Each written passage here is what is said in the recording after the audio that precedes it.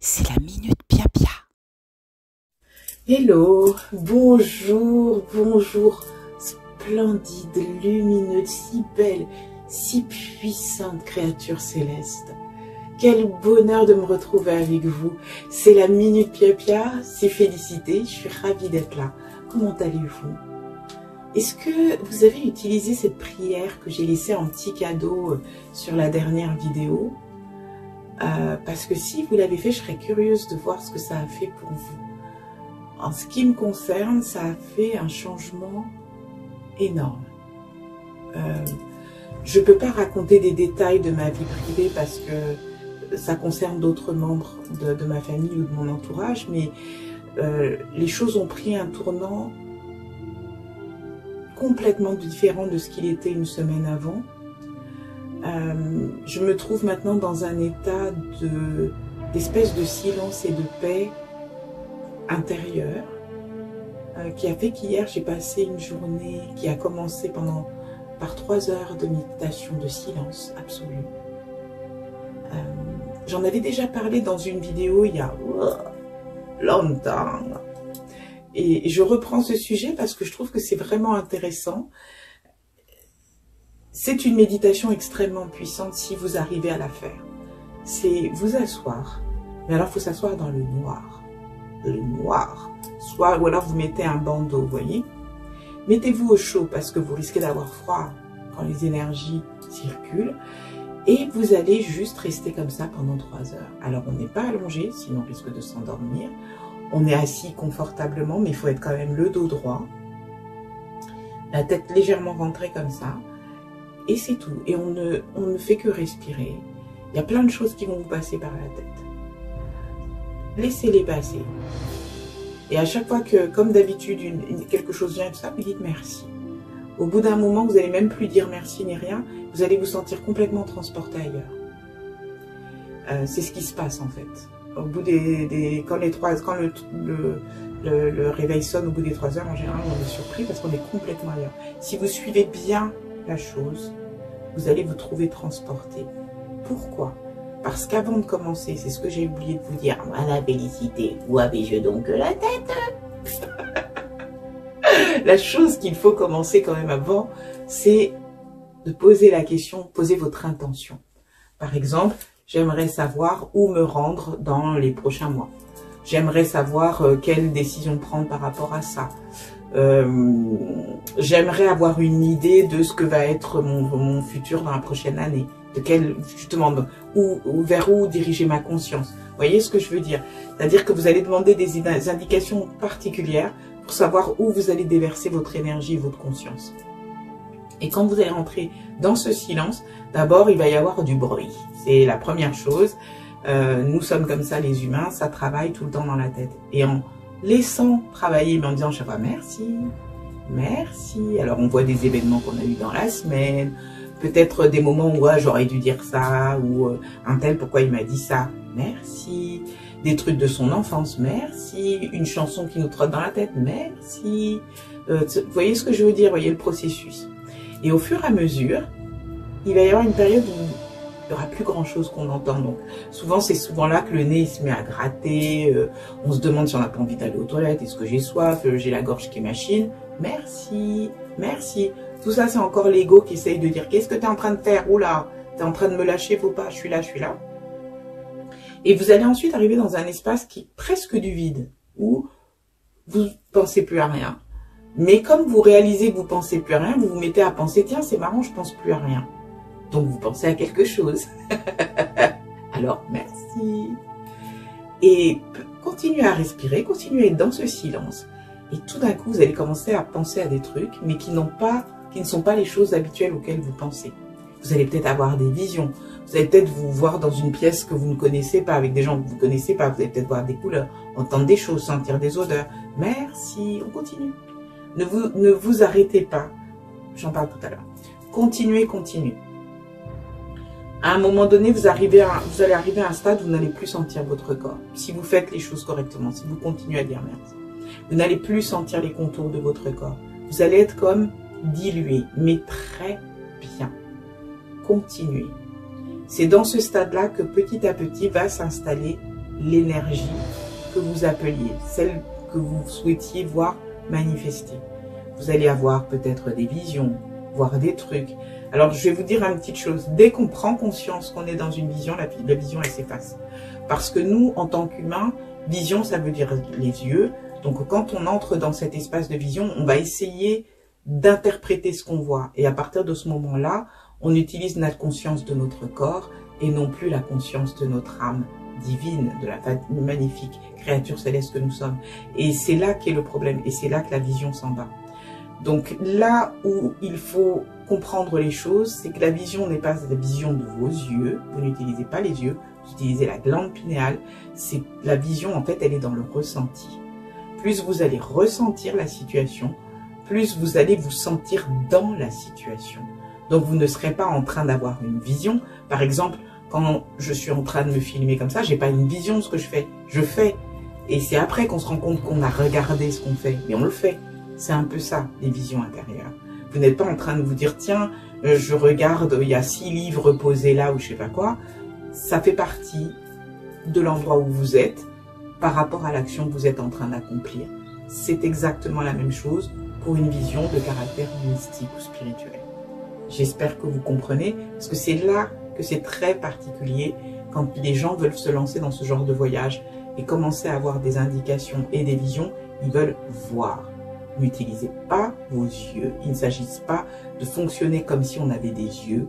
On fonctionne avec le ressenti. On fonctionne avec d'autres, ce sont d'autres sens en quelque sorte qui sont mis en route, qui sont liés aux émotions et aux ressentis.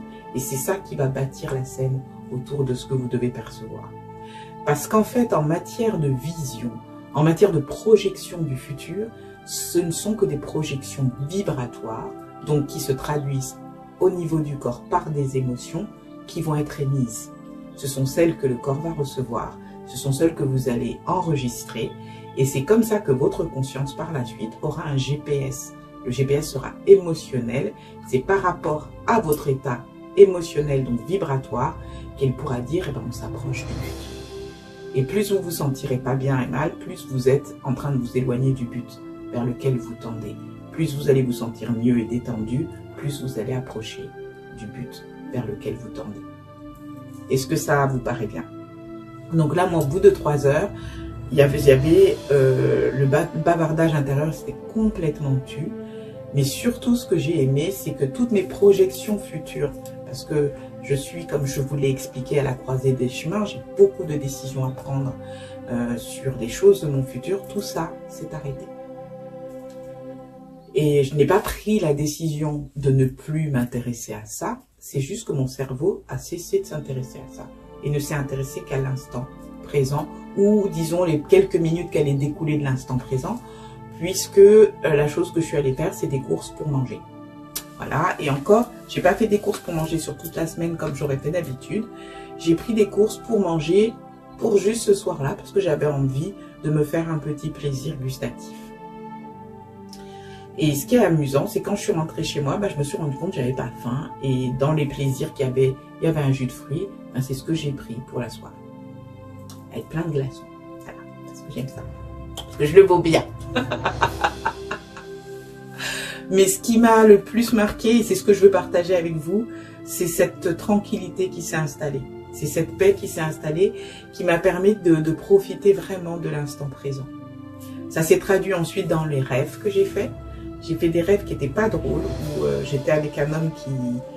c'était pas mon compagnon en quelque sorte, parce qu'on était vraiment tout un groupe, et cette personne contrôlait tout le groupe, mais jusqu'à péter les plombs, quoi, littéralement, et je me rendais compte qu'il fallait que faire quelque chose, et on était à un étage comme ça, et je décide d'aller à l'étage en bas, parce que je sais que là, il y a un poste d'accueil, où éventuellement on peut appeler à l'extérieur, appeler la police, quoi, demander d'intervenir, parce que cette personne, sans nous prendre réellement en otage, était en train de contrôler mentalement les gens là-haut, qu'osaient plus rien faire et n'osait même plus partir, alors que clairement c'était une personne qui était en train de délirer.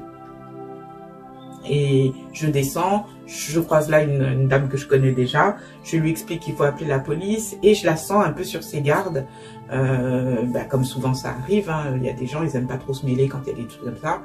Donc je sentais comme ça qu'elle hésitait et lui me rappelle. Et je me retrouve à côté de lui, cette fois dans une voiture. Et je sens que ça va être chaud bouillant pour moi.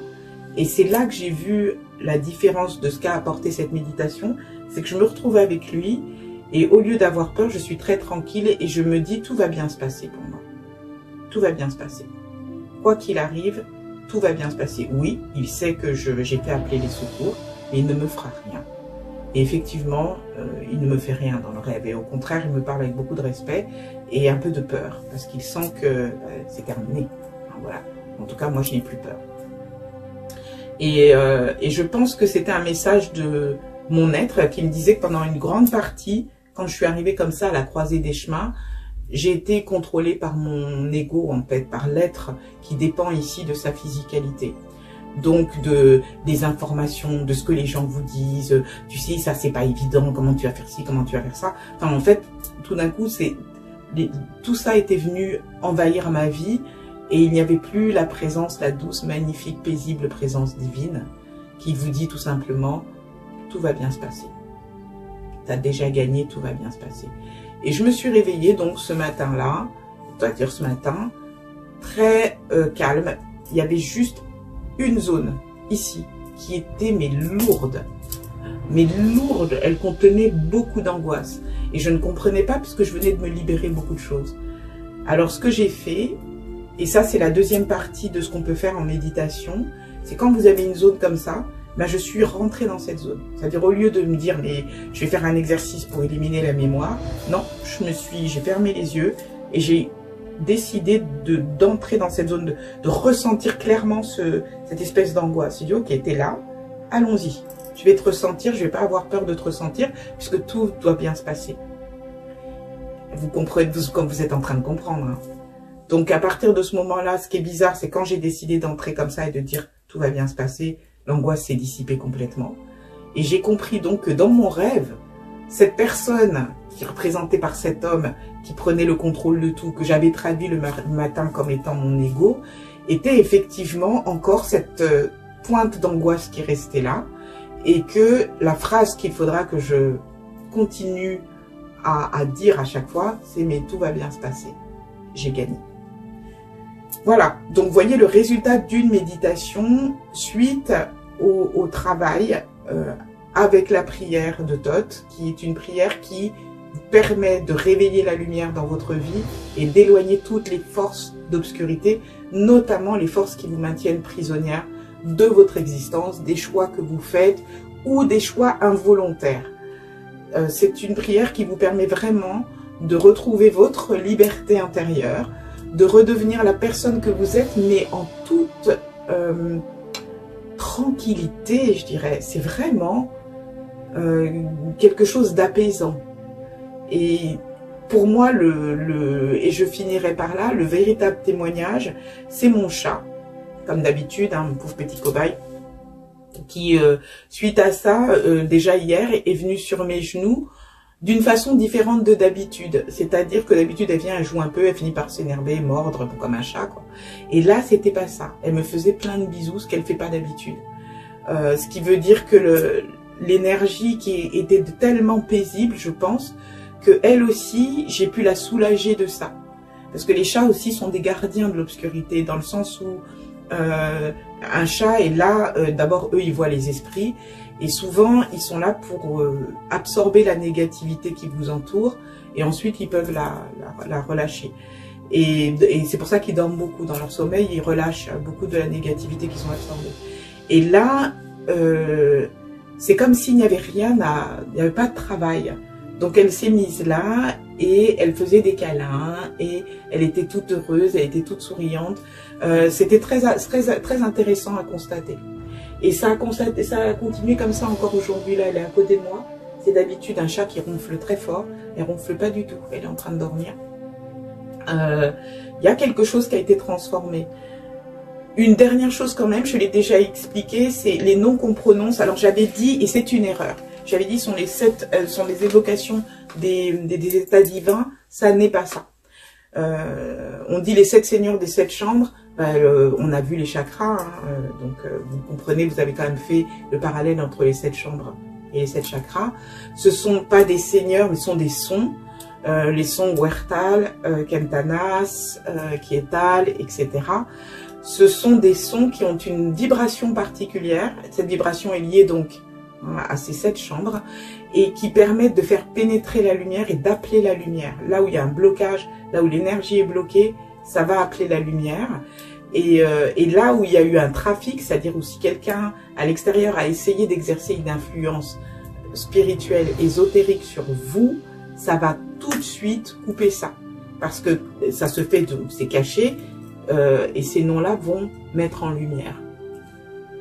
Ça met aussi en lumière des choses qui auraient pu être faites contre vous.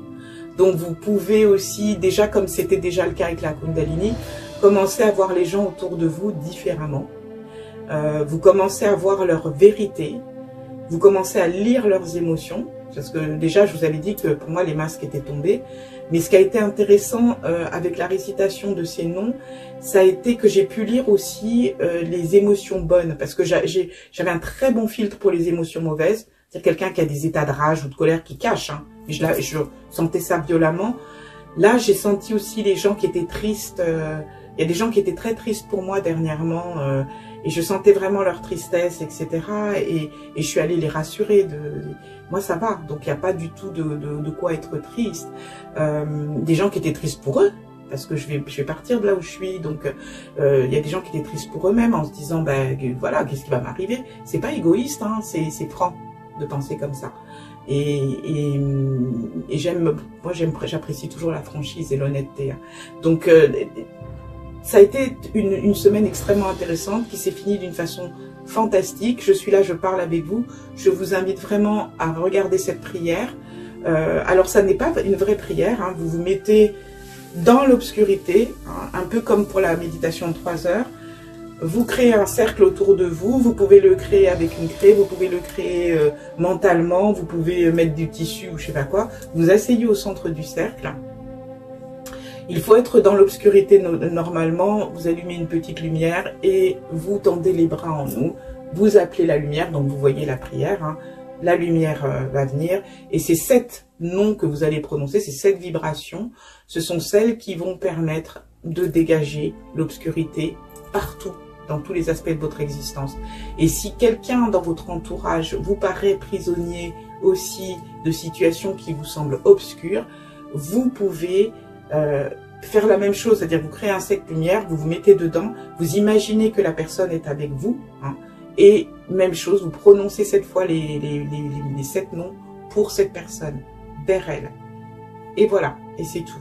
Il faut savoir que c'est extrêmement puissant, il faut savoir que ça n'est absolument pas démoniaque, il faut savoir que c'est une prière très ancienne, on dit qu'elle date de l'Égypte ancienne ou peut-être même d'avant. On l'appelle la prière de Thoth parce que on pense que c'était lié au dieu Thoth de la mythologie égyptienne, qui était le dieu des scribes, mais aussi des écrits, de tout ce qui était d'ordre spirituel et ésotérique. Donc on est vraiment dans l'alchimie. Hein. Ce sont les Arabes, je crois que c'est vers le Xe siècle, qui ont repris les textes de Thoth à travers ce qu'on appelle maintenant les tablettes d'émeraude. Alors c'est très codé ces trucs-là. Cette prière-là, moi je trouve que c'est pas vraiment une prière, c'est une incantation, un appel de vibration, n'est pas codé, c'est tout simple. Je suis dans les ténèbres, je sais pas où j'en suis, je vais appeler ces noms-là, je vais appeler ces sons-là à se manifester à travers mon conduit d'énergie, hein, on a travaillé la Kundalini, et faire dissiper les ténèbres. Voilà quoi, j'ai pas grand chose de plus à dire. Si vous avez des questions, n'hésitez pas. Mais ça libère. C'est vraiment, c'est comme si vous découvrez après ça. Voilà, je vais vous donner la dernière image et après je vous fous la paix. C'est comme si vous aviez chez vous des fenêtres. Vous avez toujours vu le jour à travers, il n'y a pas de souci. Et puis un jour, quelqu'un vient, prend un torchon avec du vinaigre et vous nettoie ça et vous découvrez qu'en fait il y avait une couche de crasse ou de dépôt qui empêchait la lumière, la vraie lumière de passer. Donc même si vous voyez correctement à travers la fenêtre, en fait, vous n'aviez pas le bénéfice de tout l'éclairage, de toute la lumière. C'est ce que font ces sons.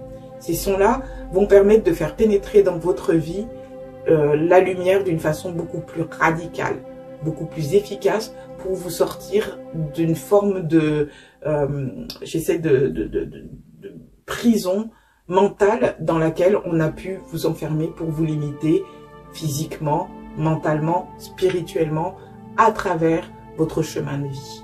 Voilà. Donc écoutez, j'espère que ça vous a servi. La prière est donc sur la vidéo d'avant. La minute pia-pia, bah, c'est terminé pour l'instant. Mais c'est valable tout le temps puisque vous pouvez vous servir dans la vidéothèque. Alors allez-y, faites-vous plaisir. Faites-vous zizir. Bienvenue aux nouveaux abonnés. Merci de faire confiance au contenu de cette chaîne.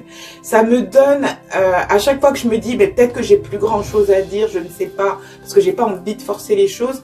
Bizarrement, ça me donne l'inspiration pour partager avec vous des choses. Peut-être des fois aussi changer la façon dont je fais mon contenu, mais au moins, vous voyez que mes trucs, c'est pas formaté. Je ne veux pas jeter la pierre à quiconque formate. Parce que c'est très bien, ce sont des pros, ils font des choses hyper bien cadrées et c'est formidable. Ça n'est pas ma vibe. Donc pour l'instant, ça paraît brouillon, bah c'est ma vibe, brouillon. Hein. Brouillon is the new order. On va dire ça.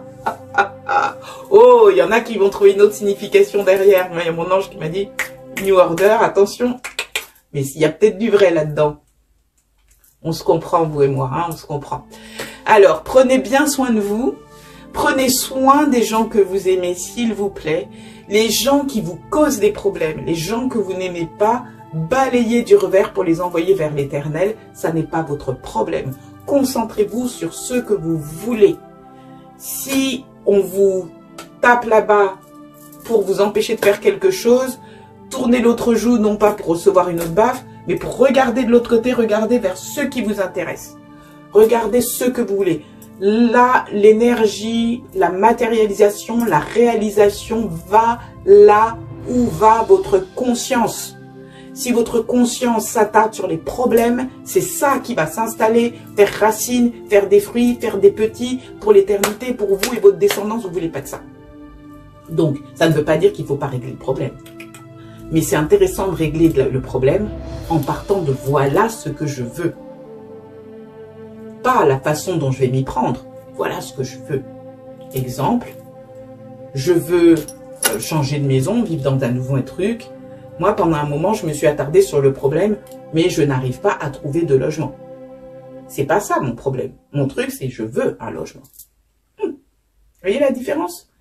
Alors vous allez me dire, oui, mais entre-temps, il faut se bouger les fesses. Bien sûr qu'il faut se bouger les fesses. Mais il faut que je me bouge les fesses dans le sens de je vais trouver un logement. Pas dans le sens de j'ai du mal à trouver un logement.